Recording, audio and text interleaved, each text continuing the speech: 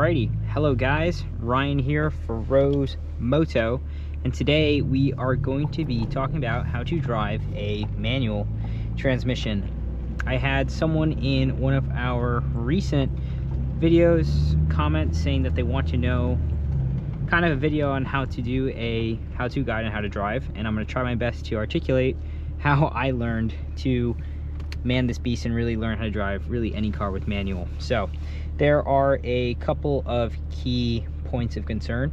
Obviously, if you see down here, we have 3 pedals. If I had another GoPro, I would have loved to put a pedal cam down here so you could see, but I can't. But we have, of course, our gas, our brake, and our clutch. Now, our clutch is our friend. This is the guy that gives us the meeting point between our transmission, and when they kiss together, it's when you start to move. So every car is different. Obviously, when you have around 500 horsepower, it makes things a little bit easier compared to others. But at the end of the day, when you start doing this over probably going to be millions of times, it just becomes muscle memory to figure out where your car bites, how it grabs, and how it moves. So I have all the gear shift assistance stuff off, so I am going to be trying to articulate as best as I can for you guys at home if you have a car. But we are in a spot where there doesn't seem to be really any traffic, and we're just going to practice finding our friction zone where we're biting.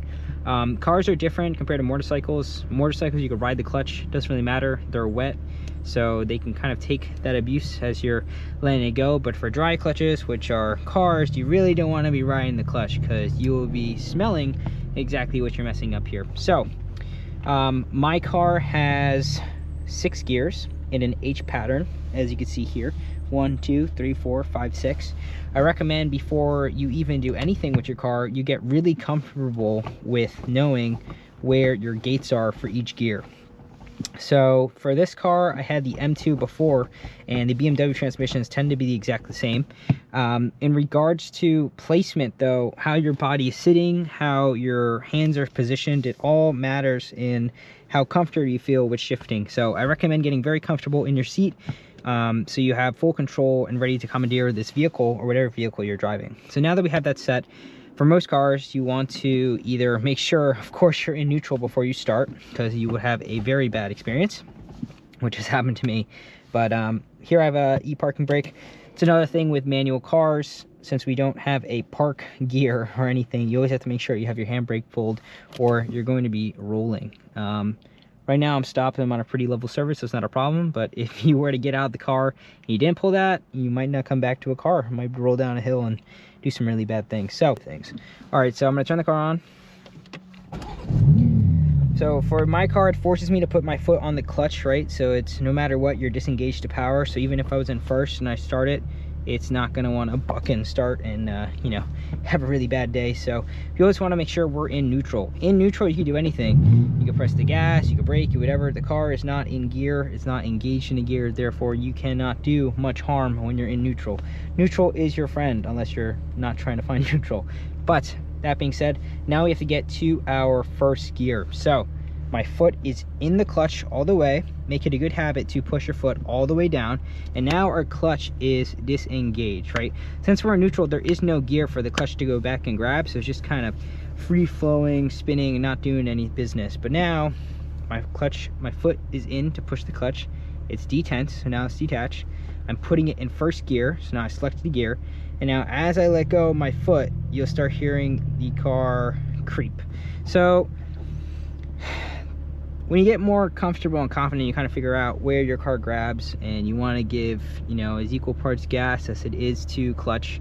But when your car has a lot of power, it makes things a lot easier because you don't have to really give too much. Like right here, I found my point. BMW clutches tend to grab pretty neutral, I want to say, or up. It's not instant right off the foot. So I'm going to show you here. My foot all the way down in first gear, slowly letting out.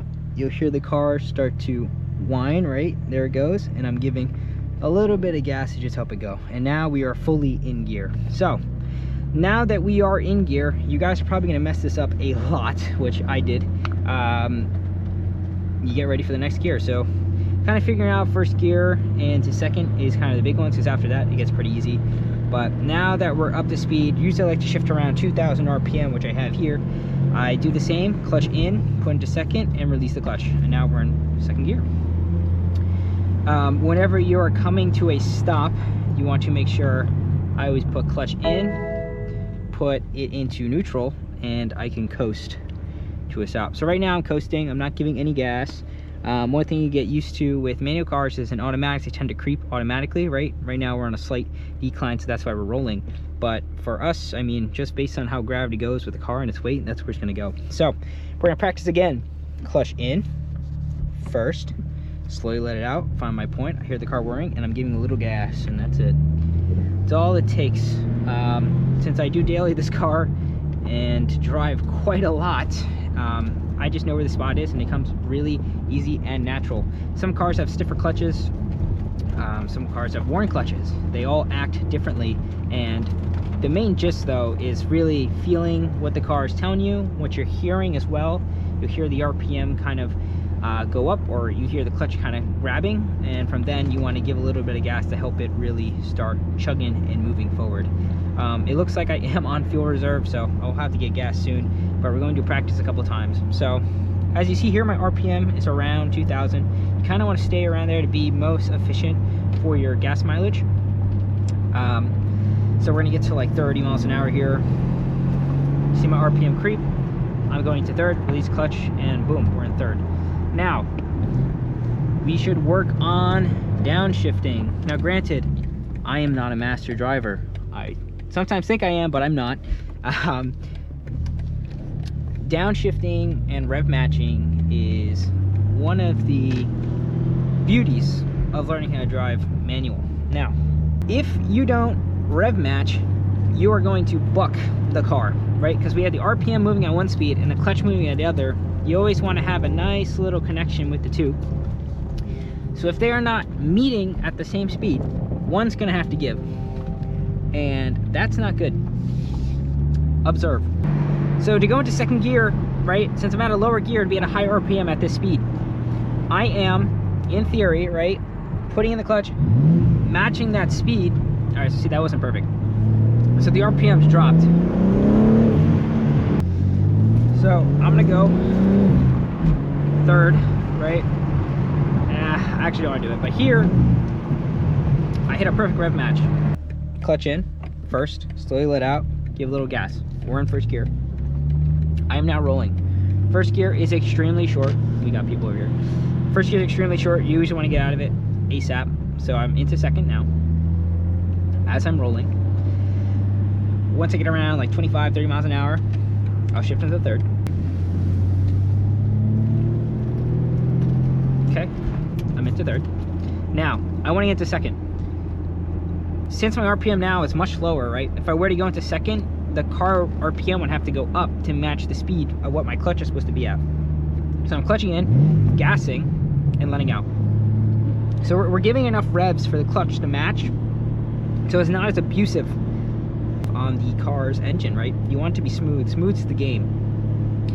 And over time, you'll get better and more comfortable and more confident. Trust me, guys, the beginning is always rough. It's not going to be smooth. You're going to try to impress your friends, and it's going to be like their head's going to be bucking around like crazy. But after a while, you get used to things. You figure out how your car works, what it likes, what it's comfortable with. And then you'll be that sick guy driving stick shift. I love it. As you guys know, it's my second car with a stick. And it just makes driving a whole lot more rewarding, engaging, and I believe to be way more exciting. Everything now is automatic, torque converting automatic, DCTs, everything. Granted, they are super fast, super reliable, they get the job done, but it's just fun. It's a dying art. I think it's pretty cool. Not everyone does it. I mean, I don't make it my whole personality, but it is something cool that people notice. They're like, oh wow, a manual G80 or manual other things. It's not that popular. It's not that common. And they are less things to break. I mean, you have weight savings. Clutches aren't too expensive.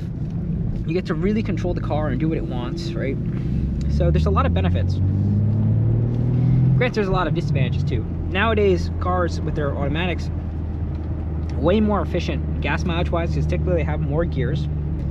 They're way smoother, because you don't have the human error of, you know, messing up a shift or bucking it improperly.